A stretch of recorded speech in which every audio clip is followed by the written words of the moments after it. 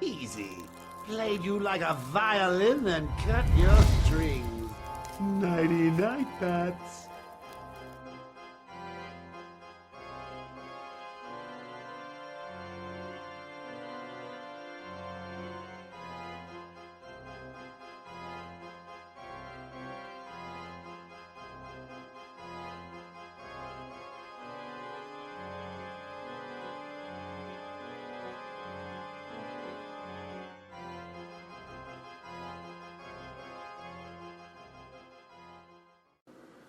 Hi, welcome to Waylo's Workshop. I'm Waylo, and today we're once again discussing the Batman miniature game.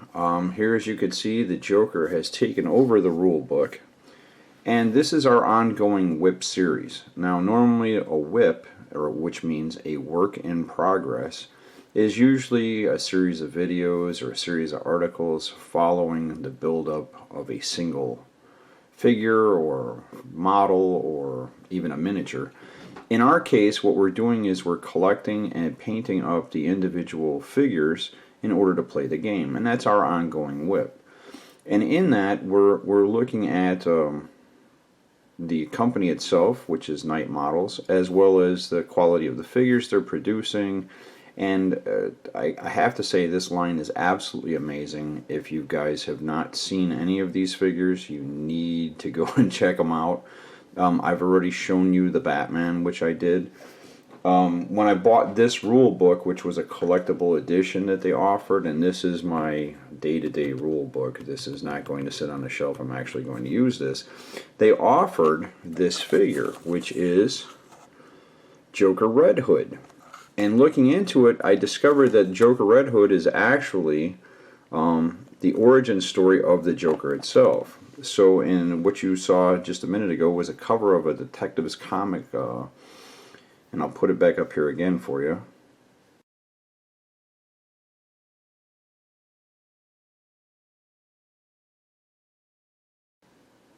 So that detective comic is number 168. It was published in 1951, and it's entitled "The Man Behind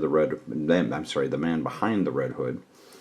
And this tells the story of the origin of the Joker. The Red Hood gang, which this character is the leader of, goes by only the name Jack. And in the comic, a group of students are being taught by Batman and Robin at Gotham University. And they begin looking at who is Red Hood and who was he. Well, it turns out that this character actually wore a domed helmet rather than a hood, and that had a breathing apparatus inside of it. And what happens is initially the story goes that he went and broke into, with his gang, into the Monarch Playing Card Company, where he intended on stealing the payroll. And of course he gets cornered by Batman. Security guards take out most of his crew. He's on a catwalk above some chemical vats. He dives into it, and because of the breathing apparatus, he's able to survive. But the chemicals are dyes used to create the playing cards, and of course, that turns his hair green, his skin white, and his lips get puffy and red. And of course, the Monarch Playing Card Company's logo is the Joker. So the giant card is the last thing he sees as he submerges into the vat of chemicals, and when he comes out the other side, he's insane. And he takes on the name Joker and continues to, torment and torture Batman for the rest of his days. In fact, that's still going on in all the new 52 comics. So I thought it would be fun for the first Joker I do would be to do the Joker Red Hood. Plus, with this collectible cover, they gave us a collectible miniature. These are not offered, so this figure is actually very unique. Initially, I was just going to keep him as part of my collection and not paint him up and work him, but I thought instead, because we're looking for things where people can start out with painting figures and building models and building model figures, that this would be good because there is a good amount of detail in it, but you don't really have to worry about painting face and eyes and skin tones and everything. This is pretty simple figure to put together and paint. So what we're going to do in this episode is just take a look at what the figure looks like, I've already posted pictures up on the web page for those of you who want to see close-up shots and be able to zoom in and all of that good stuff. But this character is actually a player character. You can actually play him. His card comes with everything you're going to need to be able to play and put him in play in the game. So, and again, this is just a Joker alternate version in the game. And of course it comes with a base, our happy blister foam. And he's a little complicated to put together because he has a cape, the body of the figure himself, and then of course we have the gun hand unattached. So now these pieces again, and again we're going to hope, let's start with the actual figure himself. With this new camera, hopefully I can bring him into a little bit better focus and you could actually get a good look at the detail on this figure, which is just absolutely amazing. I mean, the sculpting here, if you can take a look at his flower, his bow tie, the shirt buttons, because I mean, again, this is my thumb, so you get an idea of exactly, that's the joint of my thumb, so you can see how small this figure is and how wonderful the detail is. Now, Knights Models has both contracts with the DC Universe characters as well as the Marvel Universe characters. So if you've not been over to the website, you need to go over there and take a look. Again, the flowing cloak here, this will go on the figure, but if you look at the detail there, it's a beautiful sculpt. Much like the cape that Batman wears, this one is going to attach this way. It looks like it's blowing in the wind, of course. So as you apply it to the figure here, it kind of fits around his neck. Of course, I'm going to go ahead and take it a step further and probably put a pin in that.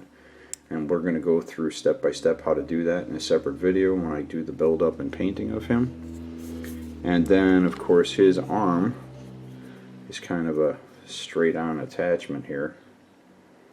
Let's see if we can get that to come back into focus. There you go. So he's got his gun arm this way.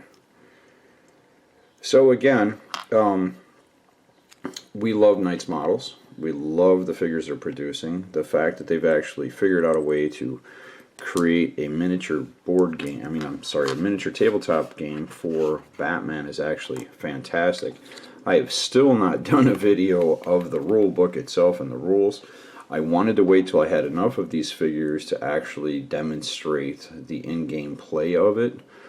And go forward from there and show you what it looks like. But this is just a quick video to show you the figure. This is our this month's whip project. So we're going to get him together for you, and you know, this will begin the origin story of the Joker.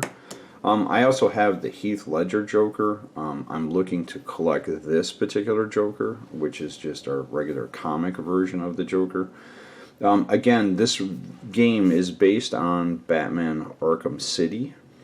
So you have the the Joker clowns from the video game. You have all of the characters: Penguin, Riddler, Catwoman, Mr. Freeze, Clayface. I mean, it just you really need to take a look at their site and take a look at the figures. Personally, I love what they did here. I love the cover here. I don't mind that I'm playing with this, even though it's collectible.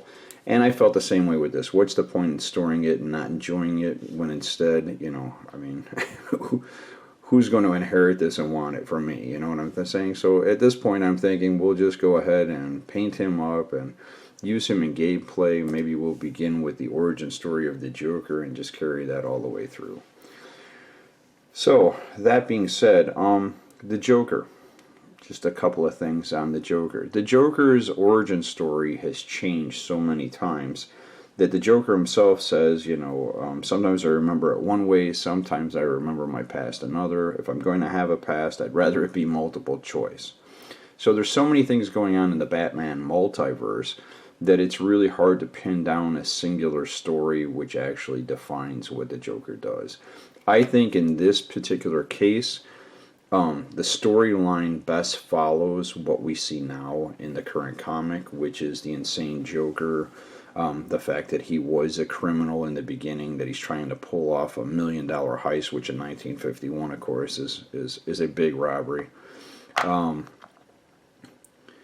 and the fact of how he became the Joker and why he has taken on the Joker persona makes sense because of the Monarch Playing Card Company. Now, in later versions of the Joker's origin, it turns into a chemical company. Well, the chemical company doesn't explain why he goes from calling himself Jack or the Red Hood and becoming the Joker. So in this storyline, I feel it best suits it.